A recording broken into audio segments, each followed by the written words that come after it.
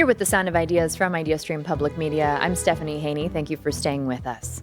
One of Ohio's most prominent historical figures is President James A. Garfield, whose tragic death may be more well-known than his life. The Moreland Hills-born president, the last to be born in a log cabin in 1831, served just 200 days in office before being shot by a mentally unwell assassin, Charles Guiteau. He then suffered for 11 weeks at the hands of doctors before dying at the White House. His remains lay at the Lakeview Cemetery in Cleveland. Now, a new Netflix limited series called Death by Lightning, starring Michael Shannon and Matthew McFadden, explores Garfield's short-lived presidency. Here's a clip. Jim, you're their leader. Your job is to inspire hope. Perhaps I can't change anything. You will not run from the battle. Now go show those bastards who we are. Now, the series, which is out now, was created and written by Mike Makowski. The series is based on a book called Destiny of the Republic, which was written by Candace Millard. I sat down with the both of them for a conversation about Garfield's life and legacy earlier this month, and you'll hear that now. Now, Ohio is sometimes called the mother of presidents, Candace, and we've had 7 presidents who were born here in Ohio. But Garfield is not necessarily the most historically, at least not seen as the most historically significant one of the group. So why did you decide to focus on Garfield? Well, I didn't actually, to be honest, I didn't start with Garfield when I was doing research for a second book. My first book was about President Roosevelt, Theodore Roosevelt. And I wasn't thinking, I want another book about a president. I was thinking I want another book with a lot of science in it. So I was researching Alexander Graham Bell.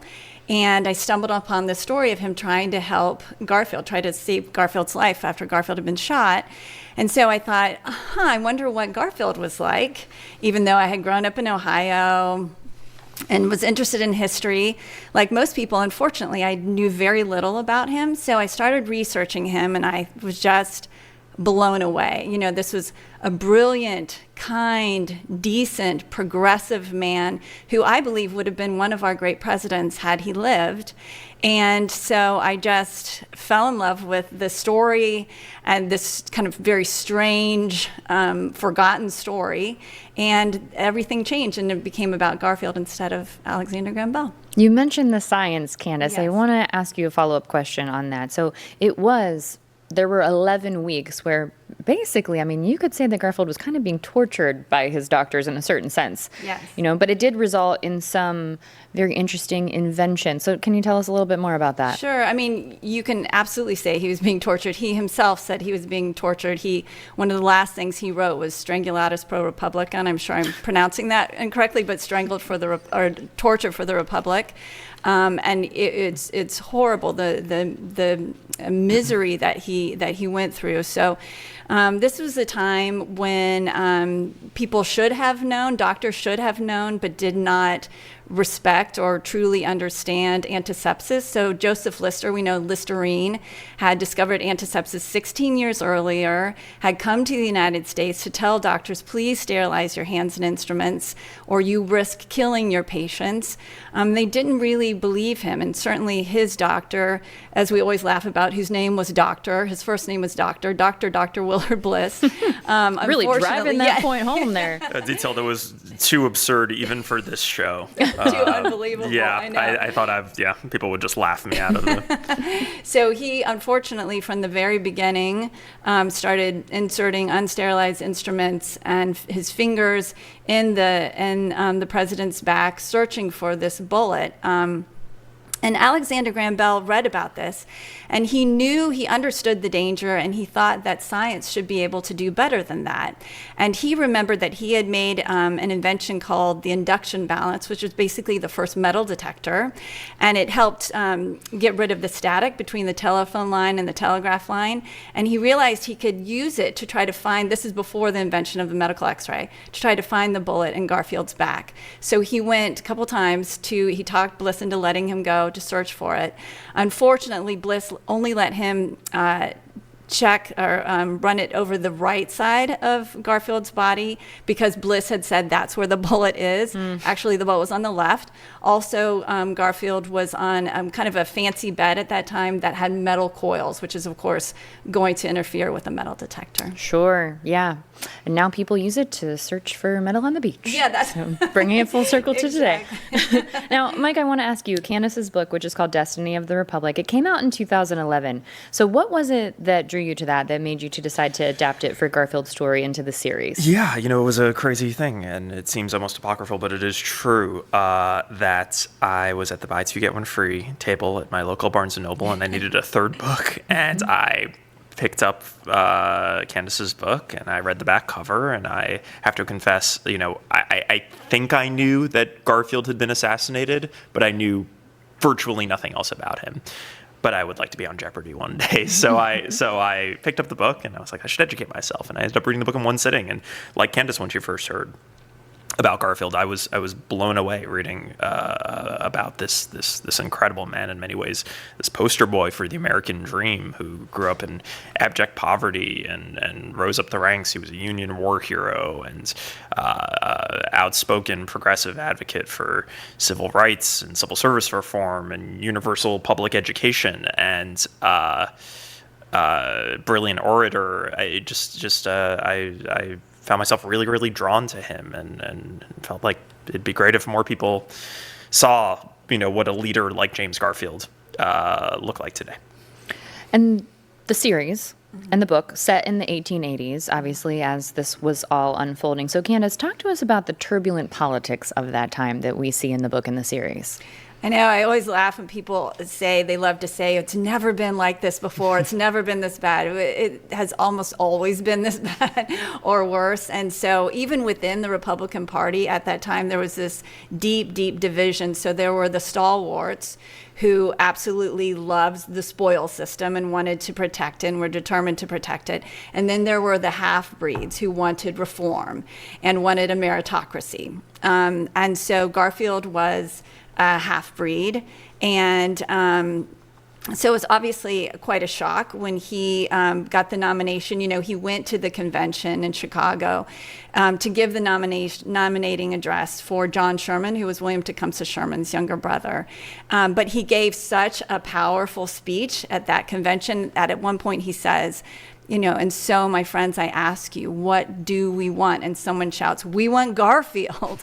And everyone goes crazy. And he's like, I'm not even a candidate. And he tries to resist it. But it grows and grows and grows. And so he ends up, shockingly, the nominee for the Republican candidate for president of the United States.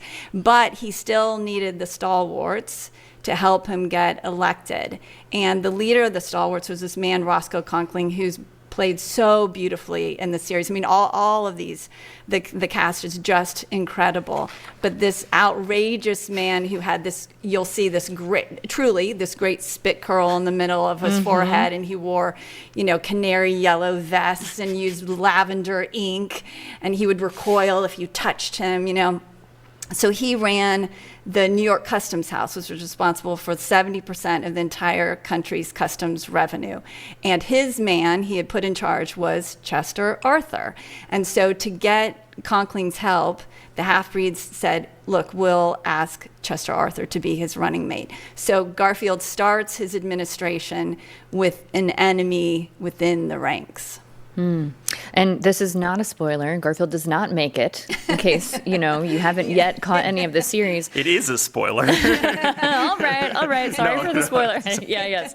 No, but Mike, we do follow Charles Guiteau's life in this series, who is responsible for that. So what's the significance of that? Why did you make that choice? Yeah, it was very much ingrained in the structure of Candace's novel. It's a parallel journey between the president and the assassin, two men really at opposite ends of the American social spectrum. Like we said, Garfield was emblematic of the best of what the American dream has to offer.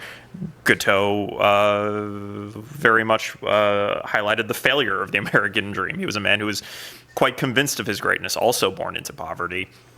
and had just failed abjectly at everything he had ever set out to do. He was a lawyer for a time, a public speaker, tried to start a newspaper, considered himself a theologian. He spent some time at America's first free love commune, the Oneidas in upstate New York, and got kicked out. He was the one man that couldn't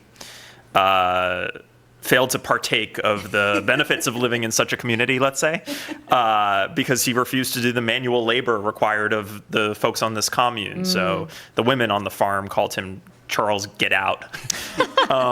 It's all true. One of definitely my favorite scenes to write in the show.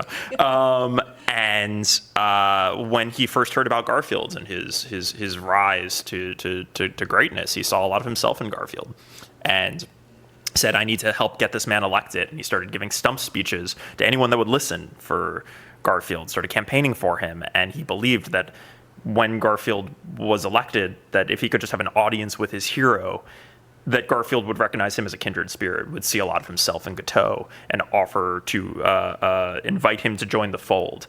And Guiteau figured that after Garfield was elected, that maybe he would be up for some consulship job in Paris. When he was denied at every turn by the Garfield administration, finally by Garfield himself, something in Guiteau snapped, and he became convinced that his destiny was to save our country from James Garfield, tragically.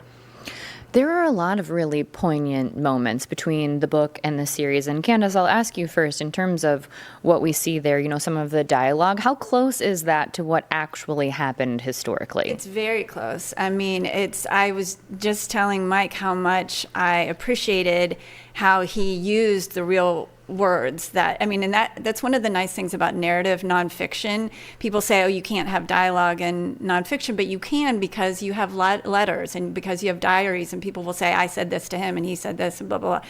So for instance, Mike uses one of my favorite things that Garfield ever said, which was he described himself as a poor hater.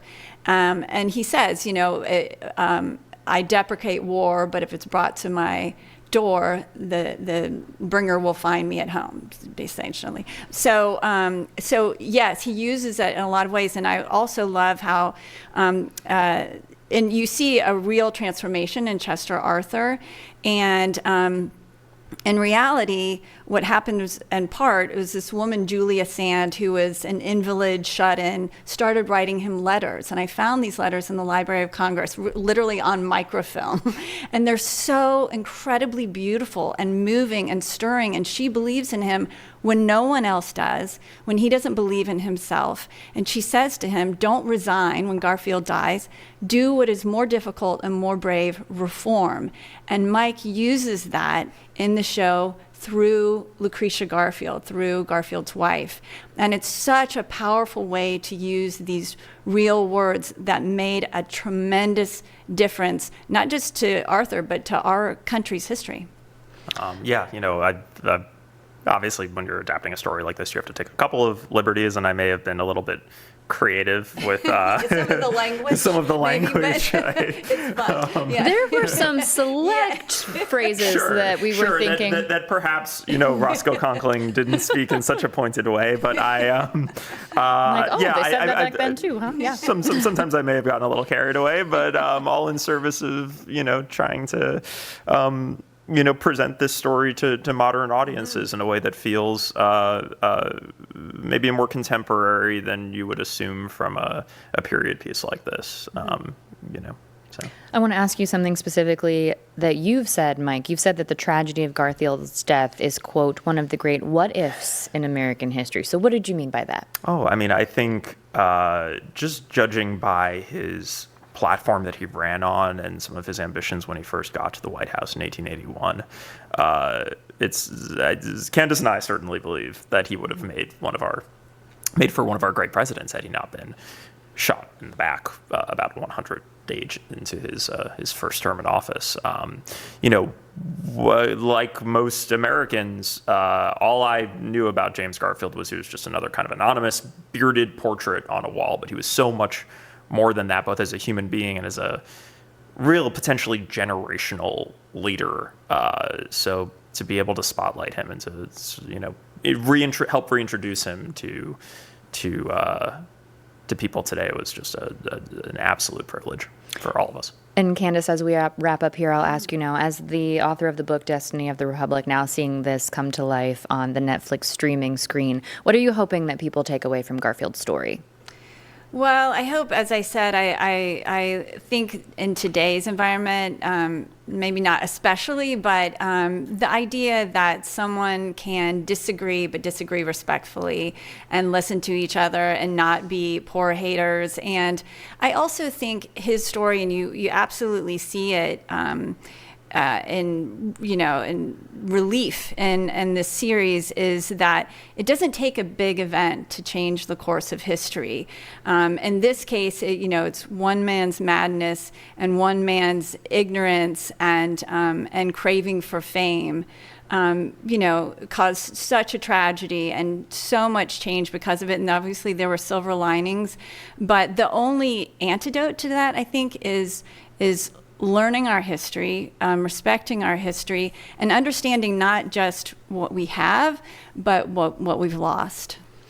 And Mike, I'll ask you before we wrap up here. The series title is Death by Lightning. So tell us about that inspiration. Yeah. So shortly before Garfield was shot, at the time, presidents didn't. There was no Secret Service. Presidents did not have security detail. Lincoln had been assassinated days after the Civil War ended by a Confederate sympathizer, but 15 years removed from that, I don't think most people assumed that a U.S. president would be a target for assassination. He was considered just a civil servant like any other in many ways, and this is an era before fame as we know it today. And somebody asked Garfield, because he would have basically open office hours every day at the White House, where any of his constituents, any regular citizen, could line up and have 5 minutes with the president, which seems unfathomable by today's standards. And somebody asked him, maybe you should pay for your own security detail. It may have been his wife, and he said, "Oh no, assassination can be no more guarded against than death by lightning, and it's best not to worry too much about either one." And shortly after that, he was assassinated. Yes, he indeed was. And people can learn that story in the book and now the limited series. Candace and Mike, thank you so much for being with us today on The Sound of Ideas. Thank you. Really enjoyed it. Thank you. Author Jane, you're of... their leader. Your job is to inspire hope. Again, that was Candace Millard, author of Destiny of the Republic, the book that the series Death by Lightning is based on, and Mike Makowski, creator of Death by Lightning. We got a couple emails in while you were hearing that pre-taped conversation. Craig from Cleveland writes, a reminder that James Garfield was also a preacher in the Christian Church, Disciples of Christ, and pastored as an elder a number of the churches in Northeast Ohio.